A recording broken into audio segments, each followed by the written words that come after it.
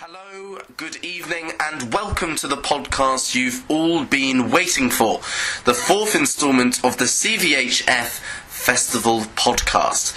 Now, despite the wet weather in Wiltshire, the heavy showers weren't able to dampen the spirits of the avid festival goers as they were treated to a night of wit, fierce debate, and charming anecdotes.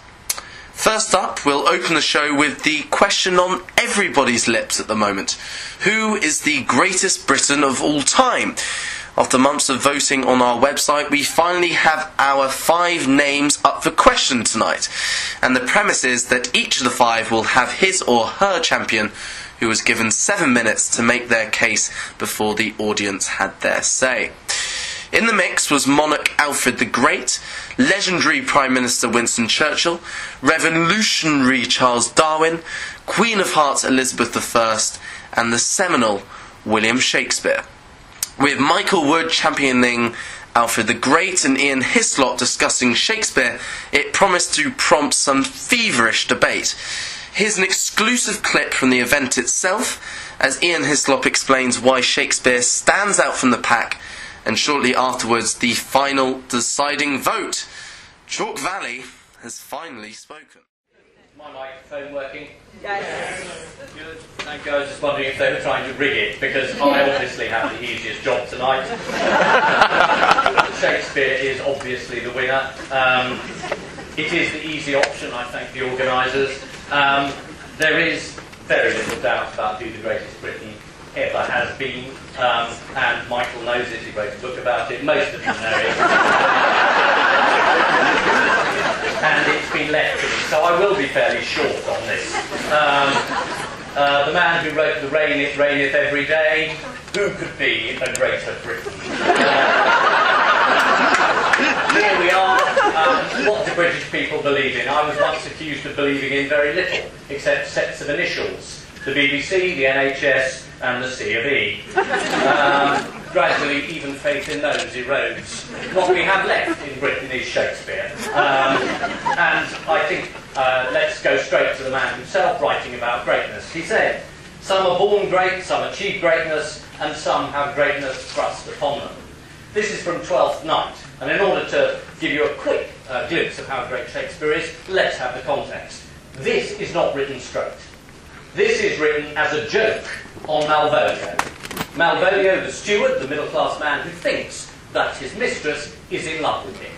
This great sentence about what it means to be a player, a great Briton, is in fact a cruel joke, played on a man to try and convince him his mistress is in love with him. It is, on one level, exactly the sort of sententious rubbish that Malvolio will believe.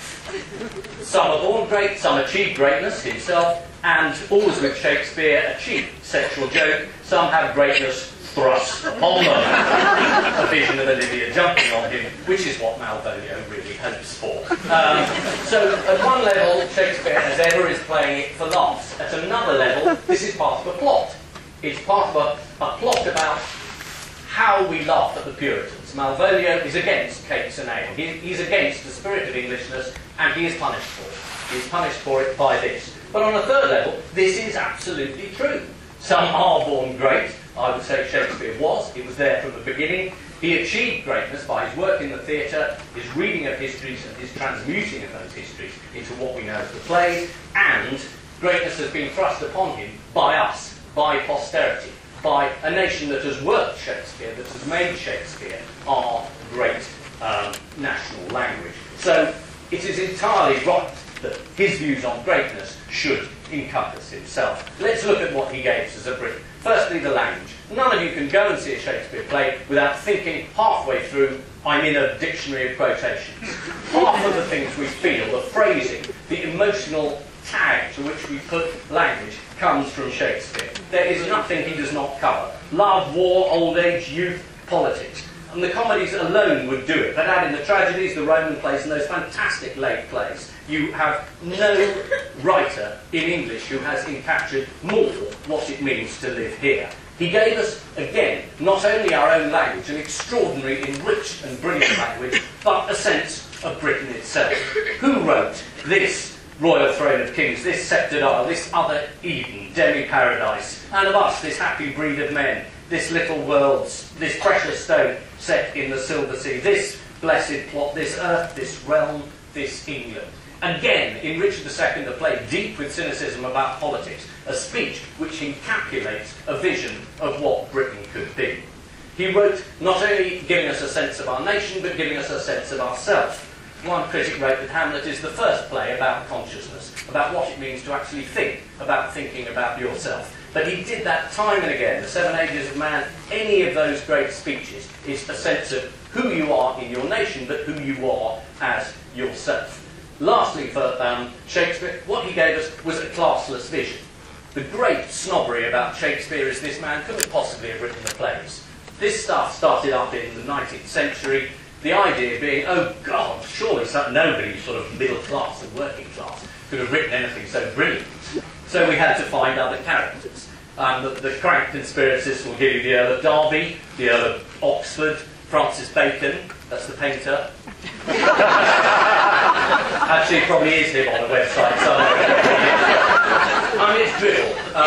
The idea he wasn't sufficiently educated, he didn't have aristocratic sensibility, no knowledge of court. It's nonsense. Shakespeare wrote right across the classes, and the fact we know so little about him is a huge help. He is every man, he is all Britons. He is, a sense, anyone from the groundling to the person at the court. He covers the entire range. How am I doing? 5 minutes, you've got 2 minutes to go. Excellent. Right. The most important thing about Shakespeare compared to the other figures we've met tonight. Firstly, obviously, he didn't kill anyone.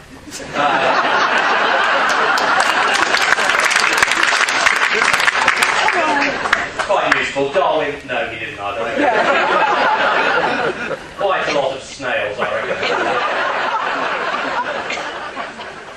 But we're not going to hold that against him. Obviously, I don't like this format. 2 minutes to slag off other people, honestly.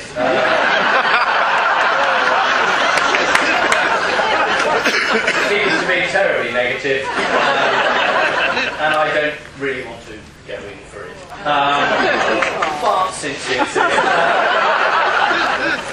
and suffice to say, the arguments for Elizabeth, she was, you know, the inventor of spin, sort of Tudor Alistair Campbell, well, great. I'm sure there were other achievements, but really I thought there's an argument we couldn't really buy that. The idea that she allowed Shakespeare on stage, well, great, so that the censor is the hero for not stopping something going on. Again, I don't think you can have that. So, no, you can't have that. Again, I have very little to say about the war. I mean, specific people in specific times, warrior, heroes, and figures. Fine. But I think they do not reflect or embody the nation over hundreds of years or into the future. Darwin, fine. Very odd to end with Darwin saying the best thing about Darwin is that he inspired a poem by someone else. You know, there's lots of poems. Shakespeare wrote lots of them. There's sonnets. There are plenty of inspiring poems that, oh, you cannot stop me now. All I can say is, in the vote, don't feel obliged to tactical vote. Don't tactical vote for the woman, don't tactical vote for Shakespeare. If you tactical vote, the announcement will come out that the greatest Briton is Nick Clegg.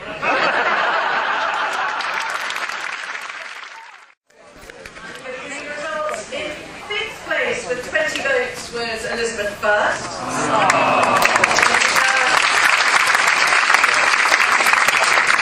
Fourth place with 29 votes was Charles Darwin.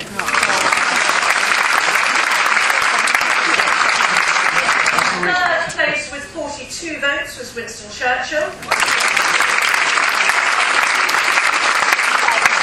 Second place with 96 votes was William Shakespeare.